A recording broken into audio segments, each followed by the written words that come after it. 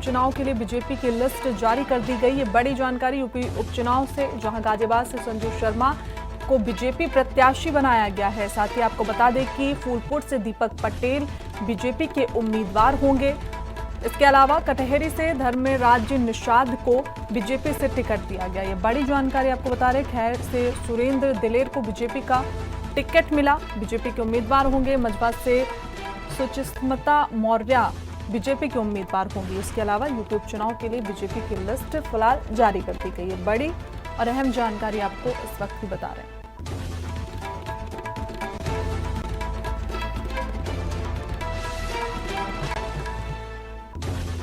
आपको बता दें कि यूपी में उपचुनाव होने वाले हैं, जिसको लेकर आज बीजेपी ने अपनी लिस्ट जारी कर दी है। जहां खैर से सुरेंद्र दिलेर को बीजेपी ने अपना उम्मीदवार घोषित किया है।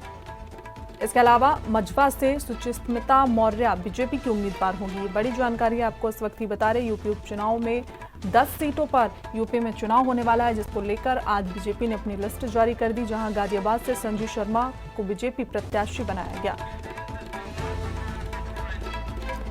इस खबर पर ज्यादा जानकारी के साथ हमारे संवाददाता जितेंद्र चौहान जुड़ गए। जितेंद्र, फिलहाल बीजेपी ने अपनी लिस्ट जारी कर दी है।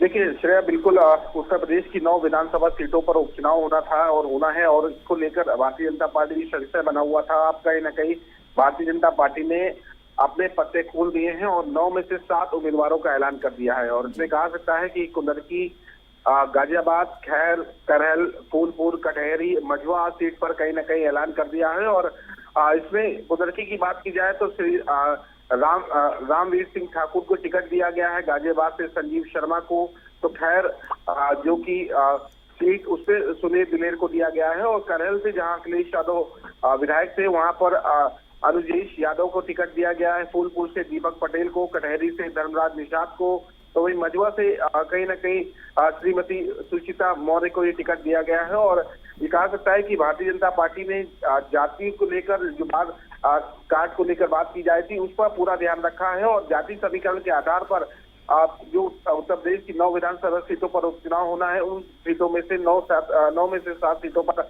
ऐलान कर दिया है। और क्योंकि इससे पहले समाजवादी पार्टी ने लगभग 9 सीटों पर ऐलान कर दिया, उन्होंने भी ऐलान कर दिया है। और साथ को कहा सकता है कि समाजवादी पार्टी और विपक्ष के पत्ते खुलने के बाद आज भारतीय जनता पार्टी ने उसके अपने पत्ते खोल दिया है और 9 में से 7 सीटों पर ऐलान कर दिया है। और हालांकि 25 अक्टूबर लास्ट तिथि है नामांकन की, और नामांकन की तिथि के ठीक एक दिन पहले बीजेपी ने अपने उम्मीदवारों की घोषणा कर दी है। ठीक है जितेंद्र, फिलहाल 9 में से 7 सीटों का ऐलान बीजेपी ने कर दिया है, 2 सीटें अभी भी बाकी हैं, तो कब तक इसका भी ऐलान बीजेपी की ओर से किया जा सकता है? देखिए, लगभग बात की जाए तो आज शाम को या रात को ये लिस्ट आ सकती है, और हो सकता है कि सुबह आ जाए, क्योंकि कल 25 तारीख है और 25 तारीख को नामांकन का आखिरी दिन है। नामांकन के आखिरी दिन से पहले कहीं न कहीं उम्मीदवारों की घोषणा करनी होती है। और अब 7 सीटों पर ऐलान कर दिया है, 9 सीटों में से 2 जो कैंडिडेट बचे हैं उस पर जल्दी मंथन करके लिस्ट फाइनल करके भारतीय जनता पार्टी लिस्ट जारी कर सकती है। ठीक है जितेंद्र, तमाम जानकारी के साथ जुड़ने के लिए आपका बहुत शुक्रिया।